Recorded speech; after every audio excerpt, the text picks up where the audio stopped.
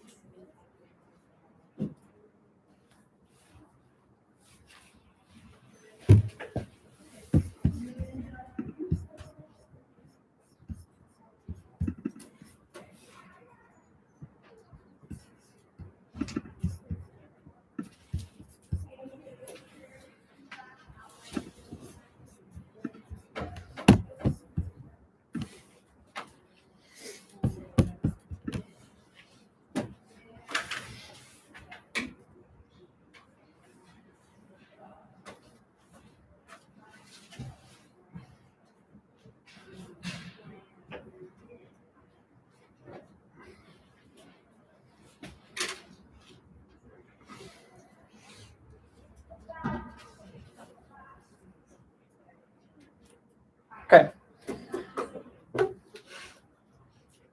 Jesus' baptism. Let's start there. He's fully God. He's fully human. Questions, challenges, confusing moments related to his baptism.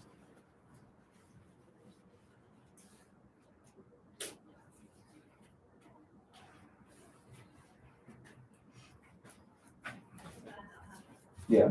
If Jesus is fully divine and fully human, why would we got that? Fair enough. Valid question. I'm pretty sure somebody asks him the question, right? Think so. Who asks him the question? Yeah, John. Jesus comes to his cousin. Baptize me. This is the Miller paraphrase version. Right? And John says, should this be the other way around? What's Jesus' response? This is to fulfill all righteousness. Okay? Okay, so follow-up question. What does he mean by that?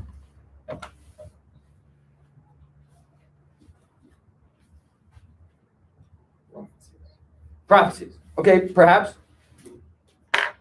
But none of them are mentioned, and as is Matthew's typical style, he would tell us which prophecy is being fulfilled. At least typically, right? That's the pattern in Matthew's gospel, especially. Baptism is like something we can do to show righteousness, so to not be baptized, be not fulfilling his righteousness to the fullest extent. Okay, perhaps.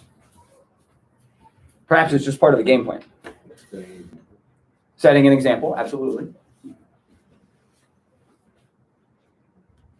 What happens when Jesus is baptized? A dove.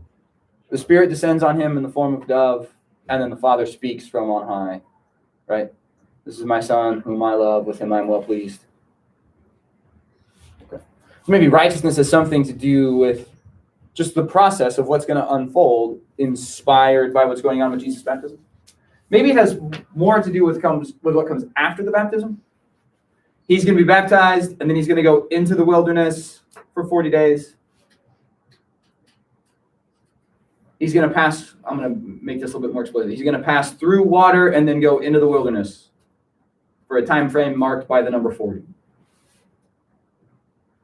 Israel went through the water of the Red Sea and then spent 40 years in the wilderness. Maybe this has some connection to that. Maybe this is part of what he means by this righteousness. Either way, Jesus' phrase is somewhat enigmatic there. We're not entirely sure what is going on, but Jesus is doing something to fulfill some kind of expectation, not necessarily because he's done something wrong. Right?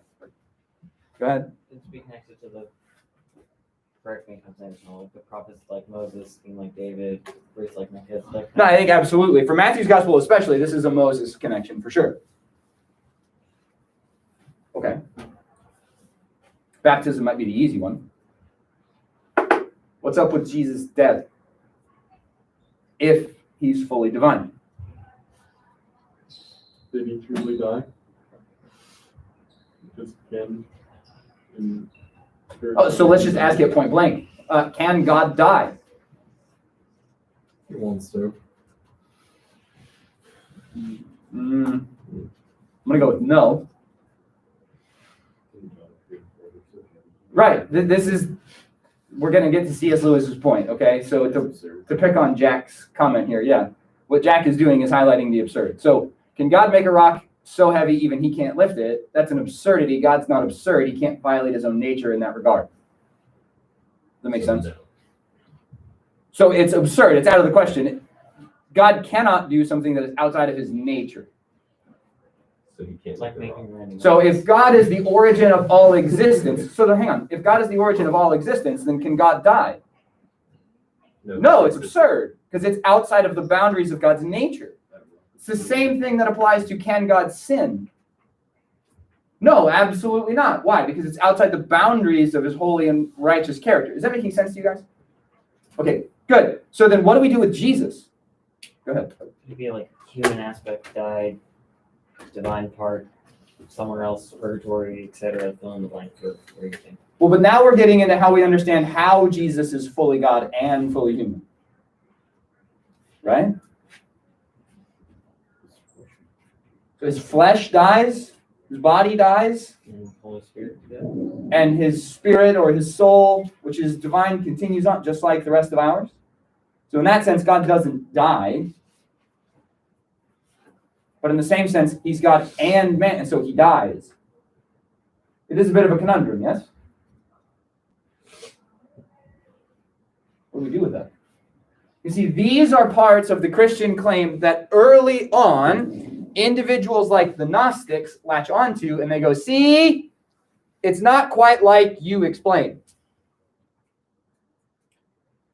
Because there is this mystery to Christian faith that said he is fully God and he is fully human and he died, and yet he still lives, which is, in the first instance, his death, it seems to be like, wait, hold on, he's God. That doesn't happen. And in the second instance, he still lives. It seems to be a bit of a wait, he's human. That can't happen. What? Gnostics latch onto this, and they latch onto some of the ideas present in Christian teaching, and they start to poke at this. Are you following me? And they use material, especially from stuff in the Gospel of John, that's rather dualistic and sounds a bit Neoplatonist. I'm from above, you are from below, the light and the darkness in the Gospel of John. These very stark dual contrasts. Are you with me? That sound rather Neoplatonist. Gnostic thought latches onto those ideas and then begins developing a system of thought that's totally left from where it began in Christian thought. Now here's the challenge to this. What we're really talking about in this time frame today isn't Gnosticism on its own right. This is what Gnosticism is doing with Christianity. So these are specific challenges to Christian thought, because this is Gnosticism playing into what's going on with the Gospels and the teachings of the church, and then manipulating those things to be something that is not sort of proper Christian teaching. Yes? Okay, so here we go.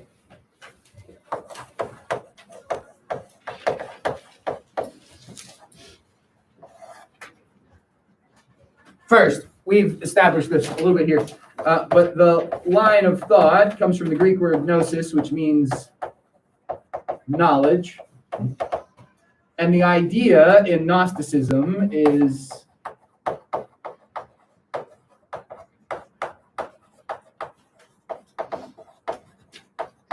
salvation by knowledge.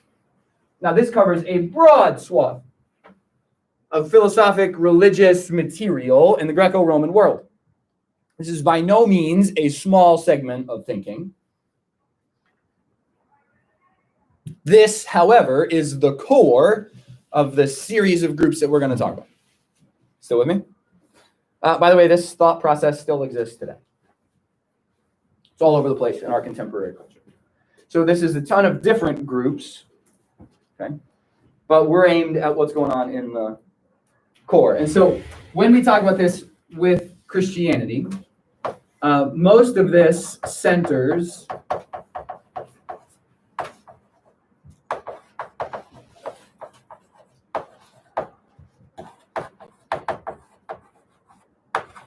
on the person of Jesus Christ, or if you will, if we're following Gnostic thought, the persons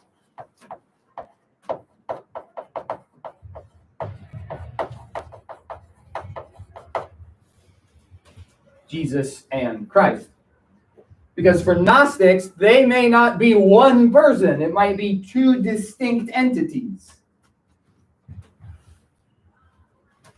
It works a bit like this. In docetic thought, I don't have to worry about the specifics, but in one vein of Gnostic thinking, Jesus is a carpenter from Nazareth. He's a normal human dude, just like you or I. And in his baptism, he's awarded a special relationship with God. And this is what they would argue the to fulfill all righteousness means when Jesus says that. And at that point in time, he becomes sort of adopted as the Son of God, and the Spirit of the Christ inhabits him. Actually, this is pure Gnosticism. Docetic thoughts. It's the second thing. Hang on. In this vein of thinking, Jesus is human. And he's possessed by the Spirit that is the Christ. And that Spirit leads him to his miracles, and it guides him in his teachings, and it gets him all the way up until the crucifixion, and at which time the Christ Spirit leaves him, and Jesus the carpenter is crucified.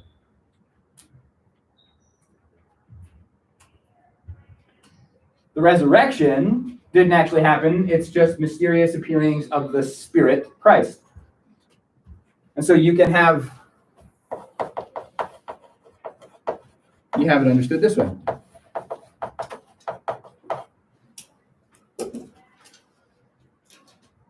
This is Gnosticism. In Docetism or Docetic thought, there is no Jesus. There is just the Christ. He's a spirit. He sort of walks around like a phantom. He appears to be real. It's a miracle, but it's a facade. It's a puppet show. There is no human person. It is purely the divine spirit. And so the crucifixion is sort of a ruse. Doesn't actually exist. In the event, or like the event of him being crucified was just Smoke and mirrors. It appeared as if a human person was crucified. In reality, he wasn't. Or the crucifixion's a made-up story. Either way, the Docetic thought can go either of those two directions. You tracking with me on this, guys? What they're trying to do is figure out how we have this fully human and this fully divine figure. Yeah? Because the full humanity and the full divinity doesn't make any sense whatsoever. Question or just No, hanging out? no. Okay. With me so far? Yeah? Okay. How about the universe? Here we see shades of Neoplatonism. The universe is divided into two components.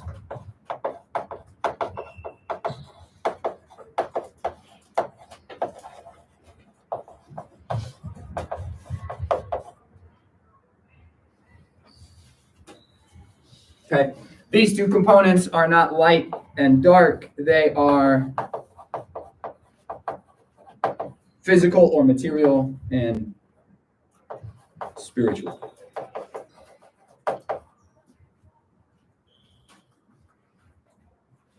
The spiritual is characterized by light, by the good, by what is beautiful, and the physical is characterized by darkness, by evil, corruption, etc., etc., etc.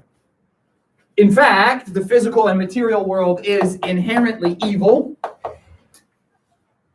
quite simply because it is material. It's rather Platonic. It's bad because you can kick it. That's it. That's the whole reason. If you can touch it physically, then it's not a good thing. There may be some good thing within it, as in the human person. There's a spirit within you. The spirit is good, but the flesh is not. Wow, that sounds remarkably like the Apostle Paul. In certain segments of the New Testament and pulled out of context. Are you tracking with me on that? That even sounds like the spirit is willing and the flesh is weak. So what we're talking about, which means then that the spiritual world is the good. So then what is the goal of this life? The goal of this life is exactly as Plato and Socrates put it. Let your spirit or your soul be set free. Basically, the whole run of the human life is to get out of jail. You're currently in prison. Escape. One giant game of escape from Alcatraz. Go ahead. how do they reconcile the physical evil, spiritual good with non-physical demons and whatnot? Getting them. Just because it's physical and automatically evil doesn't mean that there aren't bad things in a spiritual realm. The spiritual realm, however, is always better, despite the presence of evil things. Okay. So then, let's talk about God in the Gnostic understanding. God in Gnosticism. Number one, God is totally transcendent. God does not come in contact with the physical world at all, ever. Never. Never, never, never, never, never, never, never, never, never. Never, ever. Which means there is no incarnation. Means there's no burning bush. Means there's none of that. Because God does not come into contact with the physical world. He's totally transcendent. Okay? Basically, he sits up, it's way oversimplified. He sits up in the clouds and just sort of twiddles his thumbs and hangs out with other spirits. Okay? That's God. However, between God and the physical exist a series of spirits.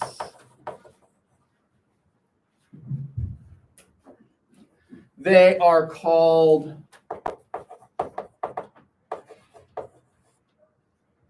I misspelled that.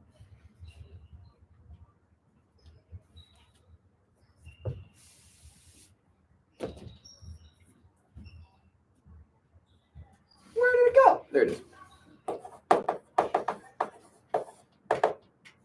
Aeons. Think of these something like you or I would conceive of as angels. They are divine beings, but not God. Herein lies the secret, if you will, to all things Gnostic. If you want salvation, your job is to learn the name of the proper series of aeons that will lead you to the transcendent God. It's kind of like learning a series of passcodes. Right? This is the ultimate hacker's religion. Effectively, what you need to do is contact the right sets of divine beings to get access to the name of the next divine being until you reach the name of God, at which point, voila, you've made it. That is salvation, right? Knowing the name of the deity. It's like hacking passwords. This is effectively what it is. Are you with me so far? Okay, now hang on. Somewhere along the line, one of these aeons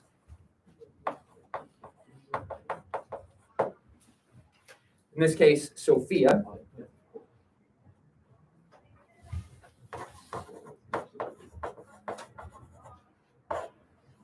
remember, she's divine. However,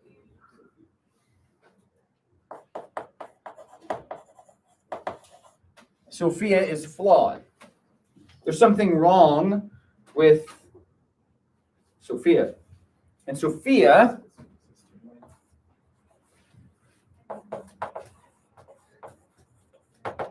produces, right?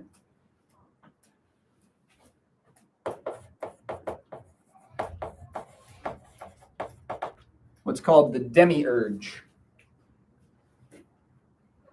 Because Sophia is flawed, the demiurge is actually not a good thing. However, this being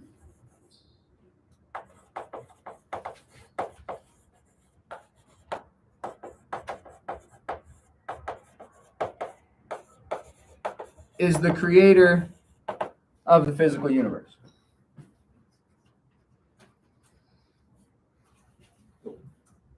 Quite the list. Hang on, not there yet. Upon realizing that the demiurge has created such things, demiurge then takes Sophia and imprisons her in the souls of certain human beings. Those who are, quote, enlightened, who have the spark of Sophia. So there are some of us who are chosen and enlightened and have the spark of wisdom within us. We have gnosis. Sounds like gold souls. You with me so far? Yeah? Okay. Those of us that have that can then go find the right sequence and unlock the divine and become set free. What? What happens to people? What happens to the rest of us? No, the people who are enlightened Who are enlightened or are not? are. I think that's What going did to you say? find all the Yeah, pretty much. And then once you reach a certain point or at your death, you are set free from this universe and you go live in the spirit realm. The rest of us who don't have the spark have to try again. Your soul gets recycled. It's Socrates and Plato. The soul gets recycled. You just get a new body and start over. Hopefully at some point in time you get a spark and woo! And then you finally get it, and then you don't figure it out, and you have to start all over. Otherwise, you just respawn along the way and keep going. Yay! Okay. That means that human beings in this setup are physical and they are spiritual. However, your physical composition is automatically evil. It's to be avoided. It's to be escaped. And your spiritual one is a good thing, which is to be indulged and enlightened in order to reach God and be set free. Salvation is actually what Plato and Socrates talked about. It's the spirit being liberated from the body. It's the soul being set free from its physical prison. This is Plato. Hook, line, and sinker. This is what happens when you're so embedded and stuck in Platonic and Neoplatonic thought that you steal from Christian resources to bolster your Platonism instead of stealing from Plato to bolster your Christian thought. Okay? Now, what does this mean about Jesus? It means this. Somewhere along the line, the God of the universe, who is totally transcendent in all ways possible, understands what the demiurge has done in this physical creation, and so sends the Christ, who is a spirit, in order to teach us the way to God. Gnostics, who are taking their cues from Christianity, use that as the overlap. Jesus didn't come to atone for our sin. He came to teach us the right access, the right series of knowledge, the right codes to get from where we're at to being set free. And so Jesus doesn't deliver you by his death and his resurrection. No, that's absurd. Jesus as a person may be entirely irrelevant. It doesn't matter. Whether he's a carpenter who's inhabited by the Spirit of Christ and sort of controlled as he goes about himself, or Jesus is a phantom and doesn't even really exist. It's all the Christ from the get-go. Jesus doesn't matter. The Christ matters, and your salvation is following the teachings of the Christ. Go ahead. I just want to point out this is a lot more convoluted than it originally was with Christianity. Well, yeah. Also, is the code the same every single time? Or Yes. Or you get one code, if you read a card, you get another code, even worse. Well, the code doesn't exist. It's not So- Fair enough. Well, here. As in the code you get versus the code I get? Yeah. No, it might be different.